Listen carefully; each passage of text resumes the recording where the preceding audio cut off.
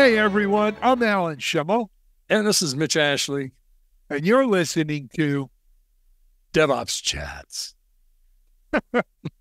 Mitchell. You know what? We've been negligent for a few weeks, but really through no fault of our own. We've been on the road.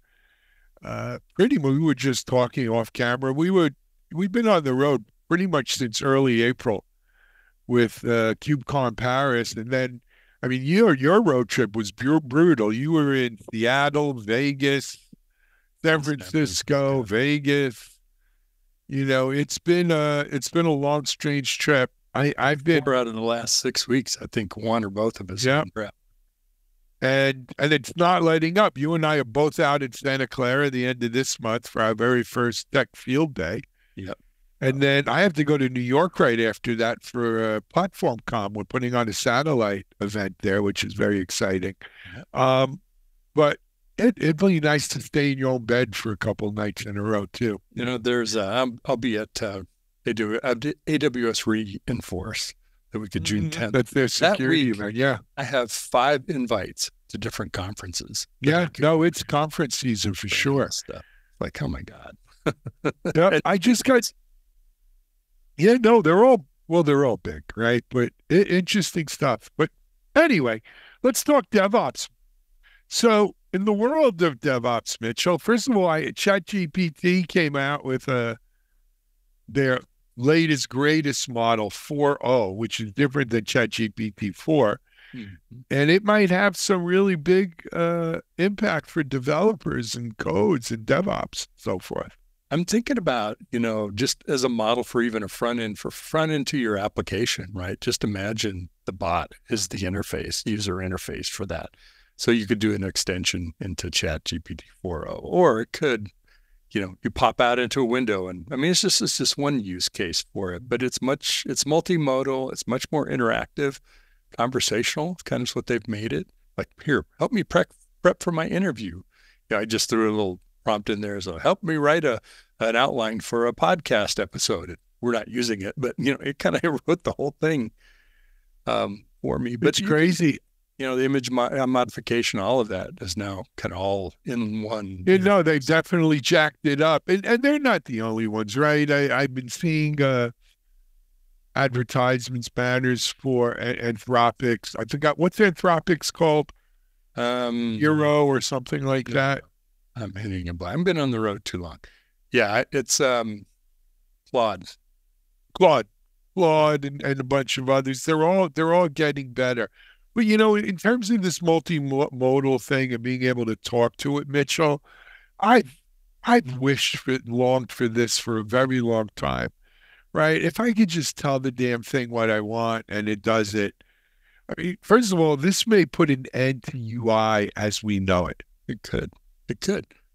Well, who this is really going to affect? We're going to see it very quickly and coming up real quick because in parallel, just before the GPT-4o came out, Apple announced that they made an agreement with OpenAI to amend or to substantially change Siri.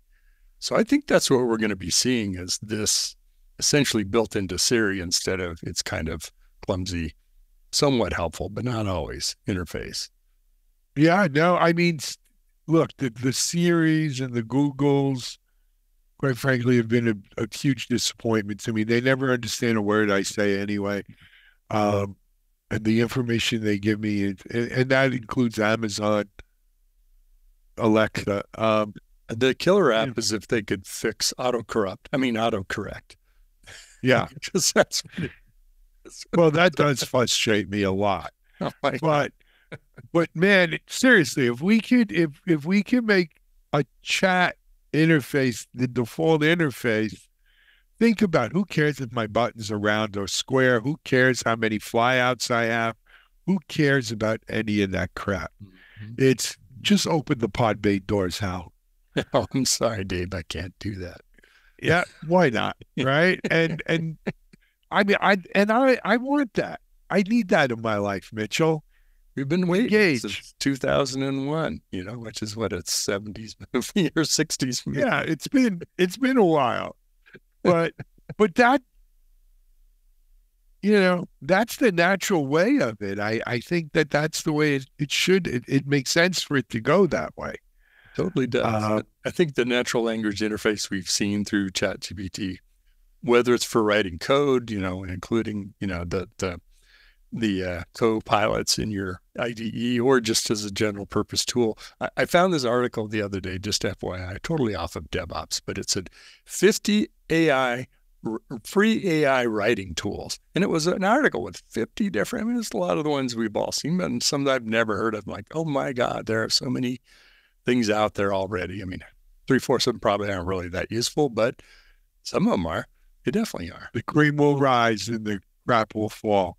Yeah. But, and the other nice thing is, look, if you already have your ChatGPT $20 a month account, GPT-4o is included in there. You and I just went on it. I'm sure it'll, get better. And it just, this is marching on. And where it's going to go 3 years from now, 5 years from now. Just think about. Let's wonder 1 year where we're going to be, next cube day. Computer. So your computer becomes a cube. And it could project if you need some sort of screen or something, but you really don't. It's, there's that company, ex-Apple people who made the pin that it's supposed to take the place of a phone. This is going to create all kinds of new form factors. Now, Absolutely. Does the processing take place on that local box, local device, or do you still have to send it up to the cloud? Because that introduces bandwidth requirements, latency, connectivity, and so forth. Well, I think that's where device, inequities come into place, right? Your smartphone, oh my God, and it's going to be probably plenty of things you can do locally. Apple says they're going to keep everything kind of within your device as much as possible. Well, if they're going to these M4 chips, right? The new iPad Pro, right, for the price of a MacBook Pro, has the new M4 chip in it, and you could stuff a ton of memory in there and RAM as well. And sky's the limit. I just think about how it's going to change. Are you to the point of the user interface? How does that change our software development? Right, we're kind of experimenting with these models. It's not like we have 30 years of UI experience with a voice-only interface, right? It's been an adjunct in most cases at best. Yeah. It was even there. No, it's going to create, but just the sheer simplicity of it, Mitchell, is enough to get me giddy. So it's fun. Actually, it's fun to work with. Just think about it. Think about people we knew in our career. Our friend Paul Pickney, our friend Greg, who works with Terry Slack, right? Lisa, how much our other designer? Yep. Yeah, talented UI people, rendered obsolete at 42. Hey, well, I don't know if I would say that, but imagine what it could do in their hands. Let's put it that way.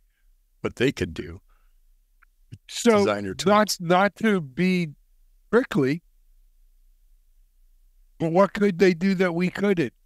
I don't know. That's a good question. Well, they may think of things we wouldn't. I don't know. I always think of, there's the less skilled and then there's highly skilled, and how might they take advantage of these the citizen developer versus the professional developer. Yeah, exactly. And it's playing out before our eyes. But when the UI just becomes verbal, I don't know what my UI designer brings to me. So my latest experiment, I had ChatGPT. Do you want to share this with me or with the whole world, Mitch? This is the public part I can talk about. Okay, go ahead. I had it write me a story about a company that creates a new innovative AI tool that was wildly popular and highly adopted and had all these features and do these things. And it wrote a story for me. And I said, now write the Python code for that AI tool that does all that. And it didn't write a lot of it, but it wrote sort of the outline of it, some basic functions. You'll need to add a lot more to it, but here's your starting point. There's your citizen developer. So feed feed in Hitchhiker's Guide to the Galaxy. You know, the what was the computer in that in that book? Yeah. Deep Thought was the name. Deep Thought. Yeah. So describe that, and then see what it could create. I mean, who knows? Design a supercomputer for me, or let's play thermonuclear war. Yes. Would you like to play a game? Yeah. Well, I think we better get off of this, Mitch. First of all, there's 5 people out here who know what the heck we're referring to anyway. You know, they're contemporaries. Just feed the audio into ChatGPT. It'll explain. It'll tell you what it is. Exactly. But look, it's gonna go crazy. Mitch, the other thing I wanted to talk about, probably something well, not as sexy, but nevertheless real to our friends in the DevOps world, is I can't help but feel we're at a boundary layer in our open source world. Right? We're at some kind of a pinnacle change point, are we? Or it's already crossing. Well, I don't know if it's already, but certainly the winds of change are blowing strongly. I feel like 10 years from now, 15 years from now, you'll look back at these last 10 years and think, wow, that was a golden era of open source. Everybody was collaborating. The foundations were pumping it, and open source ruled, like Britannia ruled the waves. Open source ruled the code. And, but, you know, this nasty business stuff gets in the way, and markets, stuff like that.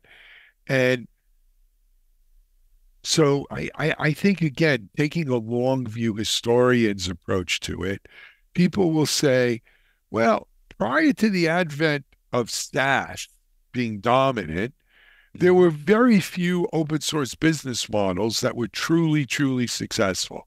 Red Hat, you know, was always the model of the open source, billion-dollar open source company. But there weren't a lot of other open source companies because, you know, what could you make your money on? On training, support, that kind of thing. Advanced features. Yeah, well, that's open core, right? Or you could go open core, which some of the open source purists had a problem with. Right. And then SaaS explodes. Everything is SaaS. And it's such a no-brainer to take like an open source project, and sure, you could download that project, run it on your own server, strictly in a CLI, and good luck with that. Versus, hey, we're one of the maintainers of this project. We're going to offer it to you as a SaaS-based offering. We support it anyway. We maintain it. We update it. We're here to help you with it as well. And we even slapped a pretty interface on it before there's a GPT-4o. And we slapped a pretty interface on it, and you just pay us the low price of $19.95 a month per seat. And wait, there's more, right? For the last 10 years, that was enough to build an open source business model. And I'm not sure what quite has changed, but it's changed. People are, you know, Red Hat changed their license. HashiCorp changed their license. You know, we're seeing forks, kind of, and knives and spoons, oh my. But we're seeing, you know, and it's not that forks never happened. Right? Yeah, Open Tofu is one. There's several others that are, you know, getting out there. And the foundations are getting behind these forks, right? They're not afraid to do that. But if you're an enterprise consumer, enterprise, you know, user, you start getting worried about, hey, man, a lot of my applications are kind of tied into this. And, you know, not even talking about the security implications of open source. I think this XV or YZ, whatever it is, thing that popped up last month, XV, I think that scares the hell out of people, because who knows how many more of these projects sort of have sleeper cells built into them. Well, to the first part that you brought up, I don't know that this is what's going to happen, but it raises the question of business supported or business owned open source projects, right? HashiCorps of the world and Linux. And they're, you know, that's what we've tried to do in the past in some ways. of at some point, the PEs or somebody or stock price or new CEO or whatever it is, new philosophy step in and say, yeah, it's a means to an end, but we don't need that means anymore. So let's just bring it internally and change the license model. Whereas maybe true open source only exists in foundations, if they're still in existence in similar kinds of ways that they are today. And you look at it as, if this is a open source supported only by a business, then assume it's not going to be open source someday, and you're going to be in this position. So treat that differently than we would, okay, this is coming from, Linux Foundation or CDF or whoever it might be. And that's something that's likely to continue. I don't know. What are your thoughts? Is that kind of the world we're evolving to, or is that not an end state we're even going to end up in? When you say end state, it sounds kind of permanent. I think that's a transit point, to tell you the truth. I think all of this is. I don't know. I don't know. I don't think collaboration goes out of style. I don't think open source totally dies. But I'm not sure if these foundations and stuff are going to continue to be the benevolent rulers of open source. Mm-hmm. Well, let's face it. They make their money on conferences and things too, but most of, I think, the revenue, I believe, is from their support sponsors, right? So it's still coming. Yeah, memberships, sponsor memberships. And what do these companies get for that? Mm-hmm. They get to be on the technical advisory committee. They get to be helping drive the direction of it. They get early access to what the new feature sets are. Have their people involved in the project. Yep. And, so they have to do it. Macy's is doing it because Gimbals is doing it, right? Mm-hmm. And so FOMO, I don't want to be left out of this. But on the other hand, if I forked it and he forked it and she forked it, hey, fork it, right? I'll just run with my fork. And that could be something that we see, right? And so I'll gather more of a community around my fork than you will. And so my fork will be dominant. My fork will be better. I mean, there's built around community building or something. You know what the problem is? When I was not in law school, when I was an undergrad poli-sci major, I had a teacher who it was capitalism, communism, and modern political theory. And we looked at these various models, and his thing was communism was by far the best. If you had a society of atheistic faith, mm-hmm. right? Because really, when you look at kind of pure communism, not the proletariat, the dictatorship of the proletariat, pure communism is actually almost like close to Jesus's view of real Christianity, right? Mm-hmm. Do unto others and do for the common good. Next to everybody, and yeah, not ownership. It doesn't work, right? It did, and it's never worked. Anytime any of those principles have been tried to put in, number one, corruption gets involved. Number two, human nature itself gets in the way, greed, and all of that stuff. And so it's almost that way with open source. I want to do open source, and I'll cooperate with my competitor to the edge of his nose. Mm-hmm. But I got to do what's best for me. And my shareholders saying, I need to make more money, and I have to be more efficient, and I have to stop spending money on helping other people. And it almost seems like people are beginning to realize that this isn't maybe the best way to do it, to do business. Well, look at OpenAI and the ouster of their CEO for going too commercial and abandoning the safety and other. And look how that worked out. He came riding back in on a silver horse. He came back in, yeah, exactly. But it was at the it's funny. I was just texting my kids about this, talking about someone's behavior in the public. And I said, yeah, money, greed, and accumulation of power will change just about anything in people if there's enough of it. So that's where you see people move away from their principles and their, the things that they espouse to believe in. When it gets, and that's same thing. When you got stockholders, you got to answer to, and you have a philosophy about open source. Guess who wins? It'll be interesting. I think we've got to watch the next couple months, Mitchell, on how many more forks do we see, how many more license changes do we see. And even I'm going to be watching for KubeCon in Salt Lake City and some of the other Linux Foundation events.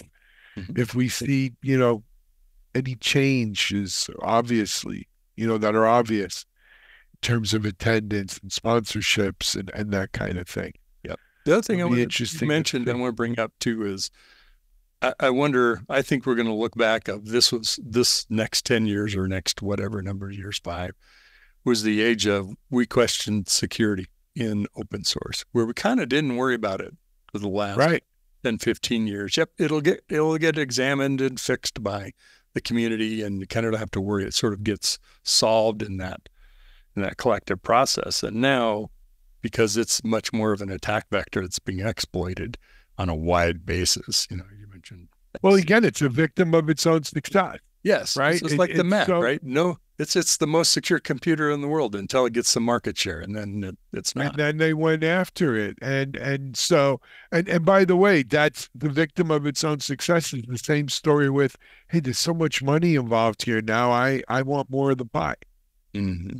right? And I don't want to support my competitor in this, and so this whole thing is, I just feel like it's not unraveling, but it's definitely changing.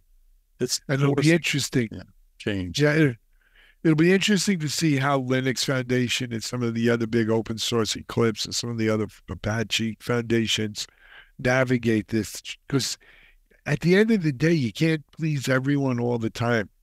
Mm-hmm. Something's going to give there. You have to make Mitch, money. before we wrap up DevOps chat, though, I wanted to ask for if you wouldn't mind sharing an update with our audience on your DevOps Next report that you're heading up. Absolutely. We have a survey in the wild, is what we call it, gathering data. And it's looking at not only kind of where are we today, how are you using DevOps? Is it helping you and your organization in these areas, or how widespread is it in your organization? It asks those things, but it also asks where you're going with it. What do you see investing? What areas in DevOps are you going to be investing the most money in, or commitment to expand its growth and use? Also, kind of just a general assessment, like what if you had to say DevOps is healthy, not healthy, give us some sort of qualitative assessment on your outlook of DevOps in the organization. And of course, we'll look at that across different roles and company types and industries and things like that. But the sort of balance in surveys is I'd love to ask 100 questions, but I can only probably get away with asking 32 or 35. Right, because you want people to complete the survey. So that's in the wild. The other thing that we did recently is at the DevSecOps Connect DevOps and AI session at RSAC. We did a live poll. During the whole day, we collected data from people around their thoughts on AI and its impact on DevOps, and this is a self-selected audience at a conference about AI and DevOps. So guess what? A lot of people said they are looking at it. They are pursuing it. Not unexpectedly. I don't have the numbers in front of me. It'll be published as part of the report. The most people expected their AI strategy to come from their suppliers rather than them formulating their own. But a healthy percentage of them said, no, we've done our own AI strategy and how that's going to shape what we do in software development and DevOps. So there's a lot of really interesting, it's a good time to be doing this because like the open source discussion we just had, I think we are both in agreement about the shift to platforms and away from individual siloed tools and massive integration that we've had to do across those tool sets. People are looking for ways to get more efficiency and economy and results out of their investment in in the technology they use. So it's a good time to be looking at where this is going to. And my hope is, I think based on what I'm seeing in the data so far, this will not only inform us, but it's going to inform people who are practicing DevOps and help them shaping their strategy, whether it's platforms or AI or areas for investment. Maybe they're focusing in areas or need more focus in some areas. Got it. All right. Hey, Mitch, I think that's a wrap on DevOps Chat today. I hope everyone out there enjoyed it. We'll be back next week, hopefully, with more content and more good talk around DevOps and DevOps-related things. But until then, this is Alan Schimmel. And Mitch Ashley. And you've just listened to another episode of DevOps Chat.